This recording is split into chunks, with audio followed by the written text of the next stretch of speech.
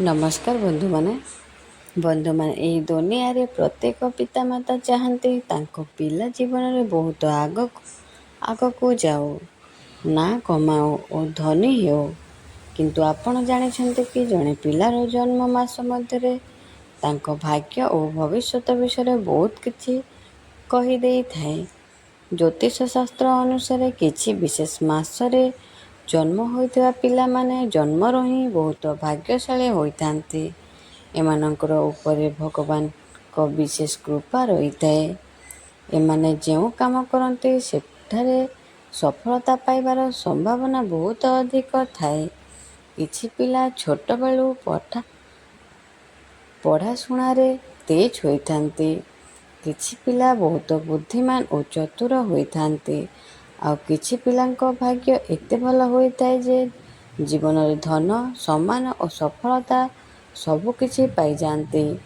ଅନେକ ଲୋକ ଏହି କଥାକୁ ବିଶ୍ୱାସ କରନ୍ତି ଯେ ଜନ୍ମ ହୋଇଥିବା ସମୟ, ତାରିଖ ଓ ମାସରେ ଜଣେ ଲୋକଙ୍କର ଜୀବନରେ ବଡ଼ ପ୍ରଭାବ ପକାଇଥାଏ।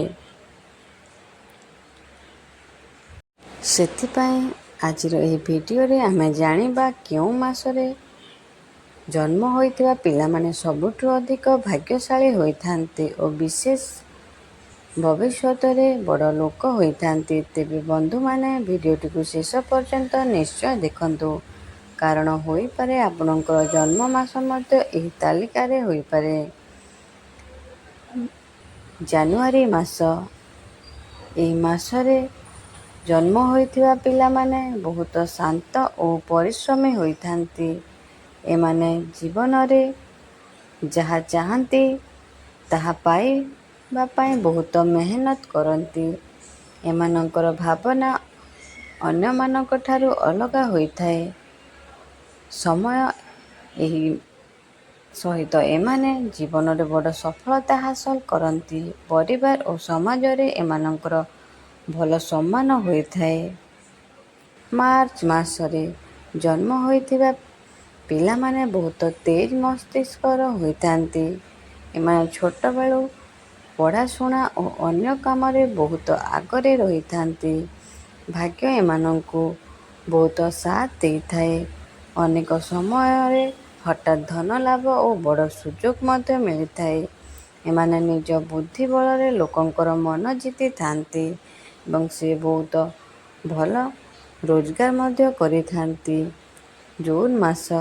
ଏହି ମାସରେ ଜନ୍ମ ହୋଇଥିବା ପିଲାମାନେ ବହୁତ ମିଶୁକ ସ୍ୱଭାବର ହୋଇଥାନ୍ତି। ସମସ୍ତଙ୍କ ସହ ସହଜରେ ମିଶିଯାଆନ୍ତି।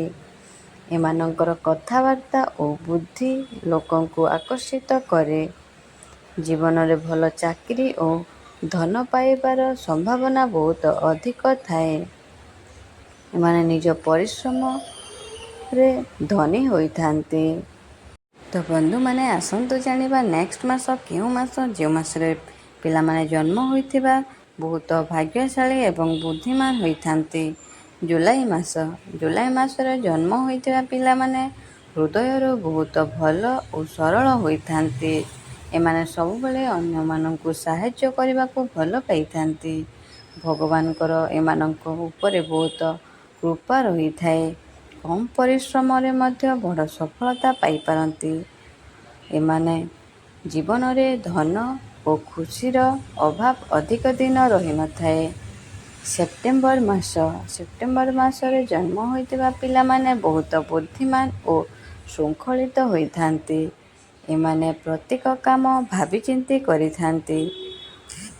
ପଢ଼ାଶୁଣା, ବ୍ୟବସାୟ ଓ ଚାକିରି ବଡ଼ ସଫଳତା ପାଇପାରନ୍ତି।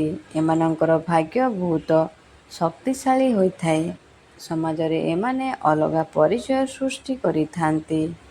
ଡିସେମ୍ବର ମାସ। ଡିସେମ୍ବର ମାସରେ ଜନ୍ମ ହୋଇଥିବା ପିଲାମାନେ ବହୁତ ଖୁସିମଜାକ ହୋଇଥାନ୍ତି। ଏମାନେ ଯେଉଁଠାକୁ ଯାଆନ୍ତି ସେଠାରେ ଖୁସିର ପରିବେଶ ସୃଷ୍ଟି କରନ୍ତି। ଏମାନଙ୍କର ଭାଗ୍ୟ ବହୁତ ତେଜ ହୋଇଥାଏ।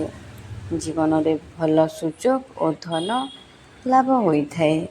ଏମାନେ ନିଜ ଜୀବନକୁ ରାଜା ଭଳି ବଞ୍ଚିବାକୁ ପସନ୍ଦ କରିଥାନ୍ତି। ତେବେ ବନ୍ଧୁମାନେ ଏହା ଥିଲା କେଉଁ ମାସରେ ଜନ୍ମ ହୋଇଥିବା ପିଲାମାନେ ବହୁତ ଭାଗ୍ୟଶାଳୀ ହୋଇଥାନ୍ତି ସେ ବିଷୟରେ କିଛି ରୋଚକ କଥା। ଆପଣଙ୍କର ଜନ୍ମ କେଉଁ ମାସରେ ହୋଇଛି କମେଣ୍ଟ ବକ୍ସରେ ନିଶ୍ଚୟ ଜଣାନ୍ତୁ ଏବଂ ଭିଡ଼ିଓଟି ଯଦି ଭଲ ଲାଗିଥାଏ ଲାଇକ୍ ସେୟାର ସବସ୍କ୍ରାଇବ୍ କରିବାକୁ ଭୁଲନ୍ତୁ ନାହିଁ। ଧନ୍ୟବାଦ। ଜୟ ଜଗନ୍ନାଥ। ଜୟ ମା ଲକ୍ଷ୍ମୀ।